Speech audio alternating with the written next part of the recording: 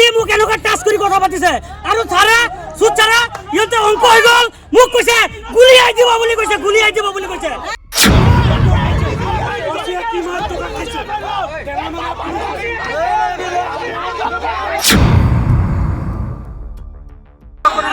এটা মমো দোকানী এটা ফল দোকানী দোকানখিনি আমাৰ পিছফালে লৈছে জিৰণি ঘৰটো কিনি লোৱা নাই জিৰণি ঘৰ হিন্দু মানুহ যিখিনি আছিলে চব উঠাই দিলে এইফালে মুছলিম মানুহ আছিলে আমি বহাই দিলোঁ হিন্দু মুসলিম খেলি আছে আমি করা নাই আমি ঠেলা মারা হিন্দু মুসলিম মিলি আছি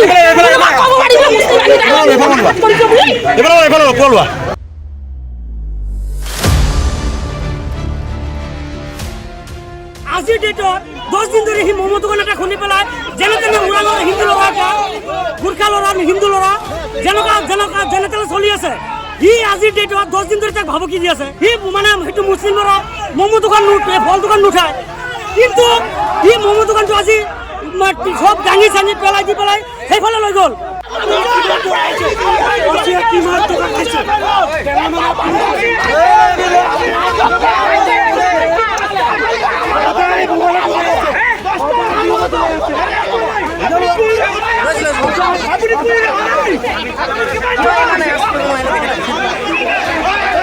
আজি মোক গুলি কৰি মাৰি দিব বুলি কৈছে আমাৰ সুত আৰু আমাৰ অচিত দিগন্ত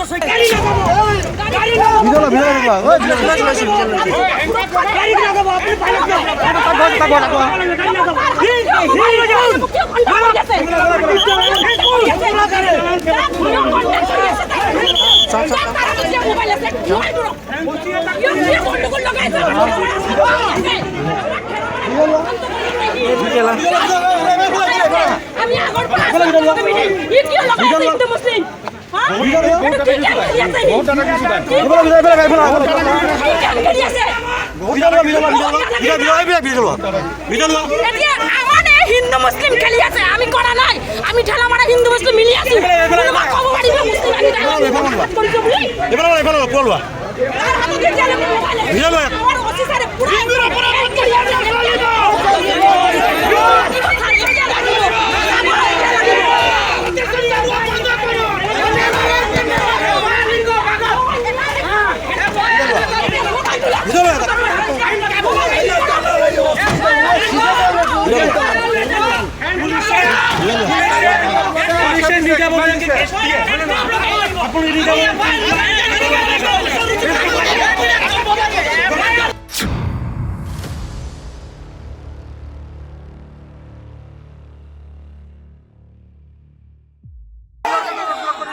এটা মমো দোকানী এটা ফল দোকানী দোকানখিনি আমাৰ পিছফালে লৈছে জিৰণি ঘৰটো কিনি লোৱা নাই জিৰণি ঘৰ হিন্দু মানুহ যিখিনি আছিলে চব উঠাই দিলে এইফালে মুছলিম মানুহ আছিলে আমি বহাই দিলোঁ আমিতো হিন্দু মুছলিম কৰিব যোৱা নাই আজিৰ ডেটত 10 দিন ধৰি সি মমো দোকান এটা খুলি পেলাই যেনে তেনে উৰালৰ হিন্দু ল'ৰা এটা গোৰ্খা ল'ৰা হিন্দু ল'ৰা যেনে তেনে চলি আছে সি আজিৰ ডেটত 10 দিন ধৰি তাক ভাবুকি দি আছে আমি কৈছোঁ তই যদি জিৰণি ঘৰ চাফাই কৰ তই ফল দোকানটো উঠাই দে তই মমো দোকান উঠাই দে সি মানে সেইটো মুছলিম ল'ৰা মমো দোকান নুঠে ফল দোকান নুঠায় কিন্তু সি মমো দোকানটো আজি সব দাঙি চাঙি পেলাই দি পেলাই সেইফালে লৈ গ'ল ডেইলি বজাৰ ফালে সেই ল'ৰাখিনি টাউন কমিটিত আহিছে টাউন কমিটিয়ে কৈছে তুমি য'ত আছিলা তাত বহি থাকা সি আহি পেলাই আকৌ পুৰা দম দিছে দম দি পেলাই অফিচাৰক মাতি আনিছে অফিচাৰ আহি পেলাই কেছ নিয়ন্ত্ৰণ কৰিব নহয় সি কৈ আছে যেটো আমানে কৈছে হেটি কৈ আছে যে ইয়াত হিন্দু মুছলিম কাজিয়া লগাইছে ই মোক এনেকুৱা টাচ কৰি কথা পাতিছে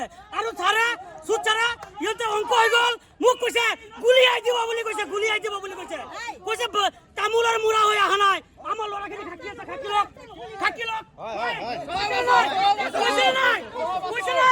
আমাক গুলিয়াই দিব পাৰিছে কালি মোৰ ফেমিলি আছে আজি এটা মমো দোকানী যদি কিবা কৰি চলি আছে আমাক কি 1 টকা দিব নেকি ই কিবা কৰি চলি আছে চলিব দিয়ক না ই ইমান ঘোটালা কৰিছে কি কৰিছে চলি আছে তোক তো কোনো আঙুলি দিয়া নাই তোক তো কোনো আঙুলি দিয়া নাই তই ইমান কিয় খাওক পাইছ বহুত খাওক পাইছ আজি মোক গুলি কৰ মোক মাৰি দিয়ক মই এইটো বিচাৰো কাকলৰ যদি ইমান পাৱাৰ আজি মোক গুলি কৰি মাৰি দিব বুলি কৈছে আমাৰ সুত আৰু আমাৰ অচিত দিগন্ত শইকীয়া বুলি মই পুৰা নামটো নাজানো তেখেতে কৈ গৈছে কিছুদিন আগতে আমাৰ ইয়াৰ স্থানীয় মুছলমান আছে যিসকল মুছলমান আছে তেওঁৰ ওপৰতো অভিযোগ দিছে অভিযোগ দিয়াৰ পিছত আজি চাওক তেখেতৰ ক'লৈকে ক'ত আহি পাইছেহি আজি নিজৰ কাৰণে তেওঁ ইয়াতে এটা আমাৰ খিলঞ্জীয়া অসমীয়া মানুহ এটা দোকান এটা ভাঙি পেলাইছে।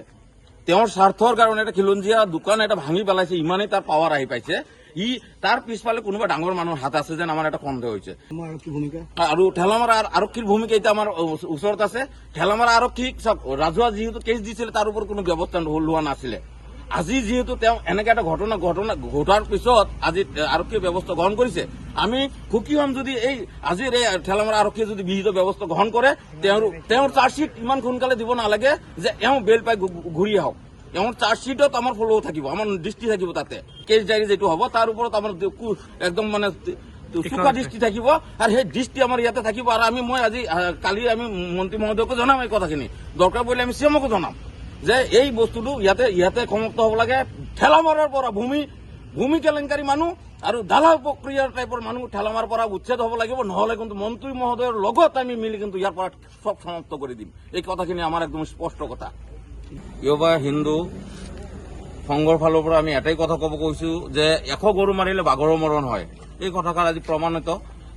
আমি আমানুল্লাহৰ বিৰুদ্ধে কেইবাবাৰো মাত মাতিছো, চৰকাৰৰ তাত আমি দাবীও জনাইছো, ইডিৰ তদন্তৰে বিচাৰিছো তেখেতৰ যে অগাধ সম্পত্তিৰ মালিক তেখেত ক'ৰ পৰা হ'ল, এই সম্পত্তি ক'ৰ পৰা বনাইছে, তেওঁ কেনেকে বনাইছে। এটা চিম্পল এটা উদাহৰণ, মানুহ হলে শ্বৰ্টকাট যাব হলে অলপ সোনকালে হৈ যায় সম্পত্তিৰ মালিক, কিন্তু এতিয়া ঘটনা হৈছে তেখেতক যিহেতু আজি ঠেলামাৰা আৰক্ষীয়ে কৰায়ত্ব কৰিছে, তেখেতক জেল হাজতলৈ প্ৰেৰণ কৰক।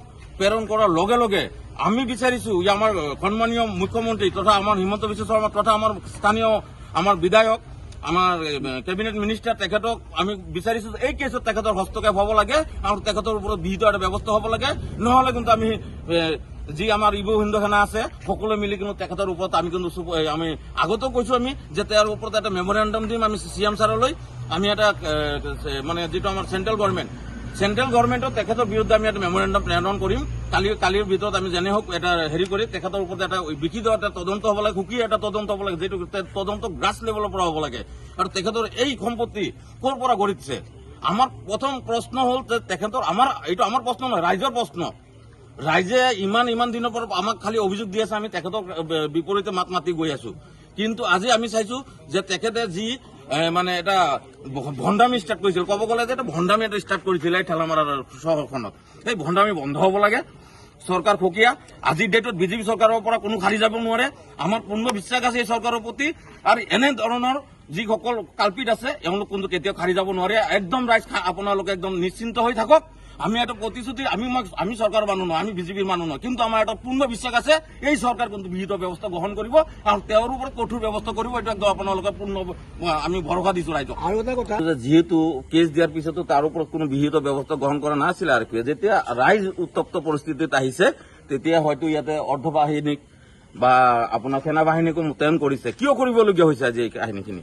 যদি প্ৰশাসনে ভালকে ষ্টেপ ল'লে হয় তেতিয়াহ'লে আজি আমাৰ অৰ্ধবাহিনীক নালাগে, ইয়াতে CRP মাতিবই নালাগে। ৰাইজ নাহে, ইমান খবৰ ৰাইজ গোটা কাৰোতো ভাই চবৰে ফেমিলি আছে ইয়াতে, পথ অৱৰোধ কৰিবলগীয়া হৈছে এটা মানুহ ধৰিবৰ কাৰণে। ই কিমান ডাঙৰ মানুহ হ'ব পাৰে চিন্তা কৰক। আজি ইয়াতে আমাৰ সেনা বাহিনীৰ জোৱানো মাতিবলগীয়া হৈছে এটা সাধাৰণ এটা মানুহ ধৰিবৰ কাৰণে। যি হ'ল তাৰ ওপৰত দুটা গোচৰ পৰিছে, তাৰ আগতো এটা ৰাজহুৱা গোচৰ পৰিছে, তাৰ ওপৰতো কোনো বিহিত ব্যৱস্থা গ্ৰহণ কৰা নাই। আজি নতুনকে যিহেতু আমাৰ OC ছাৰ আহিছে, তেওঁৰ ওপৰত আমাৰ পূৰ্ণ এটা আস্থা আছে। যদি তেখেতে ব্যৱস্থা নকৰে তেতিয়াহ'লে মই কিন্তু SP ছাৰক জনাম আৰু মিনিষ্টাৰ ছাৰক ইয়াতে এড কৰিম আমি বুলি ভাবিছো।